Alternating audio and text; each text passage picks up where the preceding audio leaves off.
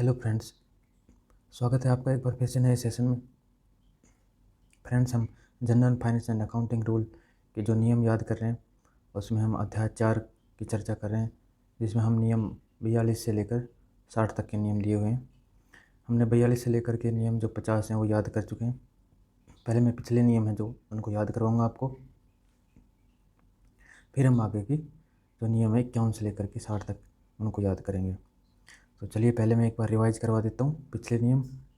अध्याय 4 पढ़ रहे हैं, सरकारी धन की प्राप्ति एवं उसकी अभिरक्षा। नियम है 42 से 60 तक। और नियम 42 किसकी बात करता है? नियम 42 बात करता है सरकारी धन को प्राप्त करने की विधि क्या रहेगी। नियम 43 क्या कहता है कि उस धन को सिक्कों या नोटों के रूप में वसूली की जाएगी। नियम 44 क्या कहता है? सरकारी बकाया की चेक से प्राप्ति होगी। नियम 45 क्या कहता है? रसीद बुकों का प्रारूप नियम 45 में दिया हुआ है। नियम 46 में क्या दे रखा है? भुगतानकर्ता को रसीद दी जाएगी फिर। और नियम 47 क्या कहता है? रसीदों की डुप्लीकेट प्रति जारी करना नियम 47 में दे रखा है। नियम 48 राज्य की राशियों का फिर लेखांकन कैसे किया जाएगा। और नियम 49 बात करता है गैर सरकारी राशि को सरकारी राशि के साथ नहीं मिलाया जाएगा। और नियम 50 बात करता है गैर सरकारी राशि का लेन देन कैसे किया जाएगा, नियम 50। आज पढ़ेंगे हम नियम 51, नगद शेष का सत्यापन। नगद शेष का सत्यापन नियम 51 बात करता है। तो इसमें क्या रूल दिए हुए हैं? नगद शेष का सत्यापन कैसे किया जाएगा और किसके द्वारा किया जाएगा। प्रत्येक माह के अंत में कार्यालय अध्यक्ष जो होगा वो कैश बुक में नगद शेष का सत्यापन करेगा तथा इसका प्रमाण पत्र अंकित करके और डेट सहित हस्ताक्षर करेगा।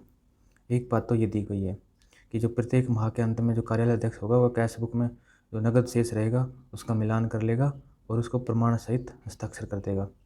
दूसरी बात क्या कही गई है कि माह में एक बार, कब?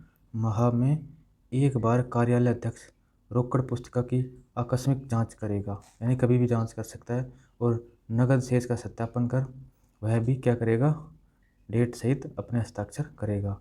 यह बात किसमें कही गई? नियम 51 में। नगद शेष का सत्यापन दो तरीके से किया जाएगा।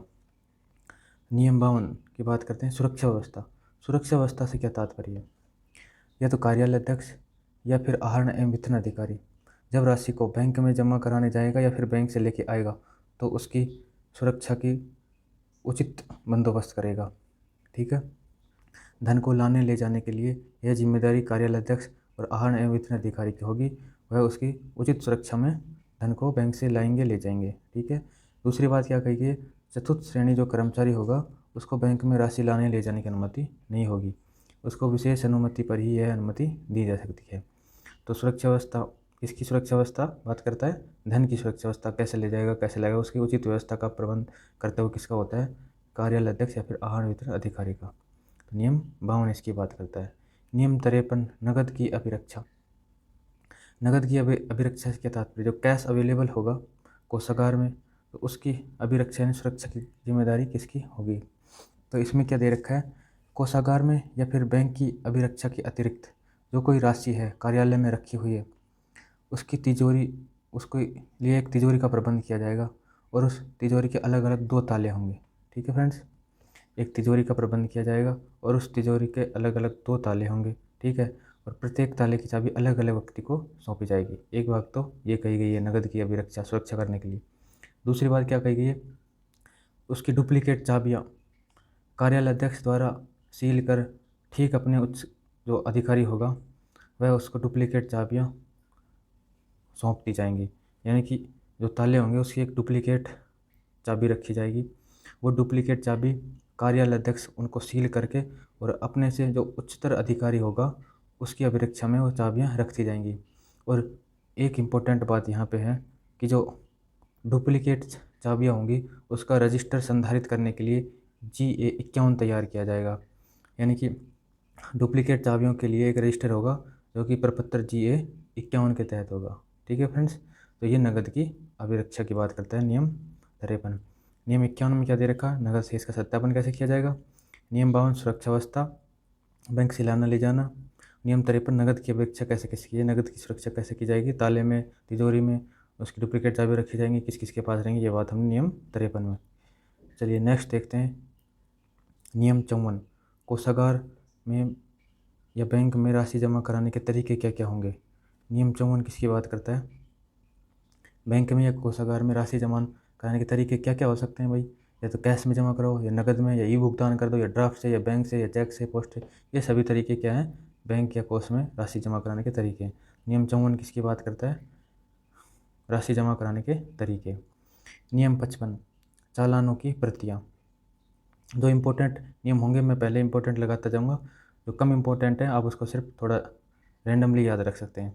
तो नियम 55 क्या है? चालान की प्रतियाँ। सामान्यतः चालान की 2 प्रतियाँ होंगी, लेकिन क्या होगा कि जब एक संबंधित विभाग होगा जो अलग से कॉपी प्राप्त करना चाहेगा, तो उसके लिए फिर 3 चालान की प्रतियाँ तैयार की जाएंगी। नियम 56 किसकी बात करता है? विभागीय अधिकारी द्वारा चालान पर हस्ताक्षर। ये फ्रेंड्स थोड़ा सा इम्पोर्टेंट है, इसको थोड़ा आप इम्पोर्टेंट लगा सकते हो नियम 56 को, ठीक है। तो विभागीय अधिकारी द्वारा चालान पर हस्ताक्षर कब किए जाएंगे और किसके द्वारा किए जाएंगे? कोई भी व्यक्ति जो कोषागार में राशि जमा करवाए, तो जो चालान होगा उसको बैंक या कोषागार में पेश करने से पहले वह जो विभागीय अधिकारी द्वारा हस्ताक्षर किया जाएगा। यानी कि जो भी व्यक्ति है जो कोषागार में राशि जमा करवा रहा है, तो बैंक या कोषागार में जमा कराने से पहले जो चालान होगा उसके ऊपर जो विभाग का अधिकारी होगा उसके हस्ताक्षर करवाएगा, ठीक है फ्रेंड्स। और जमाकर्ता को चालान देने से पूर्व जो विभागीय अधिकारी उसमें दिए गए लेखा वर्गीकरण को जांच कर लेगा, ठीक है। और इस प्रकार जो चालान होगा वो कोषाधिकारी के हस्तक्षेप के बिना ही बैंक में सीधे जमा किए जा सकेंगे, ठीक है फ्रेंड्स। तो ये विभागीय अधिकारी द्वारा चालान पर हस्ताक्षर करने की बात कौन करता है? नियम 56। नियम 57 बात करता है चालानों के विशेष प्रपत्र। विशेष प्रपत्र से क्या तात्पर्य है? कि जो चालान पेश होंगे वो किस किस प्रपत्र में पेश होंगे। तो इसमें क्या दे रखा है? चालानों को बैंक द्वारा विभागीय अधिकारियों के हस्ताक्षर के बिना सीधे ही स्वीकार कर लिया जाएगा। वो कौन कौन से चालान होंगे जिनको डायरेक्ट स्वीकार किया जाएगा? जैसे कृषि आयकर, भूमि कर, भवन कर, बिक्री कर है, मनोरंजन कर है, विज्ञापन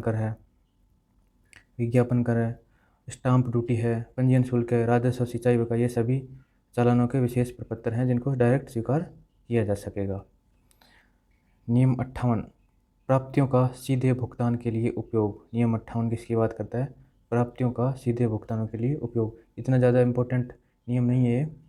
इसमें क्या है कि सरकार की विशेष अनुमति के बिना कोई भी अधिकारी उसके कार्यालय की जो प्राप्तियां होंगी उनको सीधे अपने स्तर पर खर्च नहीं कर पाएगा। यानी कि जो प्राप्तियां होंगी उनको जो विभाग का अधिकारी होगा वह अपने स्तर पर उनको खर्च नहीं कर पाएगा। ये नियम 58 बात करता है। नियम 59 बात करता है कोषागार से अंक मिलान। कोषागार से अंक मिलान का क्या तात्पर्य है? जो कार्यालय अध्यक्ष या फिर आहरण एवं वितरण अधिकारी एक माह की सभी प्रतियों का विवरण तैयार करेगा और उस माह की समाप्ति के पश्चात उसके रिकॉर्ड के अनुसार कोषागार में राज्य के खातों में जमा कराई गई राशि को कोषागार की शेड्यूल व रिसिप्ट से मिलान करेगा। इसका अर्थ क्या हुआ? कोषागार से अंक मिलान यानी कि जो कार्यालय अध्यक्ष या आहरण वितरण अधिकारी होगा वह एक माह में जितनी भी प्राप्तियां हुई है उनका विवरण तैयार कर लेगा।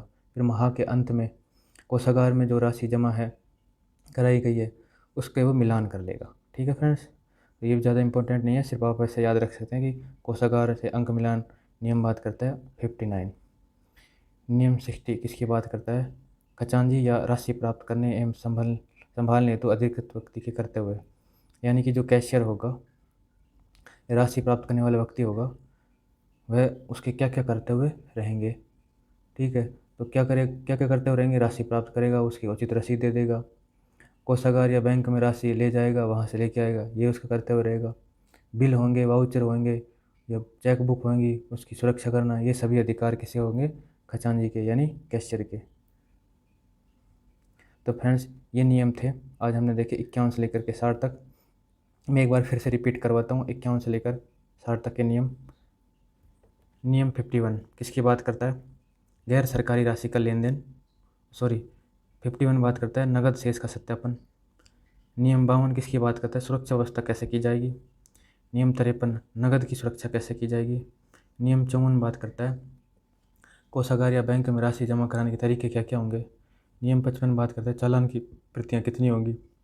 नियम 56 विभागीय अधिकारी द्वारा चालान पर हस्ताक्षर। नियम 57 चालानों के विशेष प्रपत्र। नियम 58 प्राप्तियों का सीधे भुगतानों के लिए उपयोग कैसे किया जाएगा। नियम 59 बात करता है कोषागार से अंक मिलान कैसे किया जाएगा।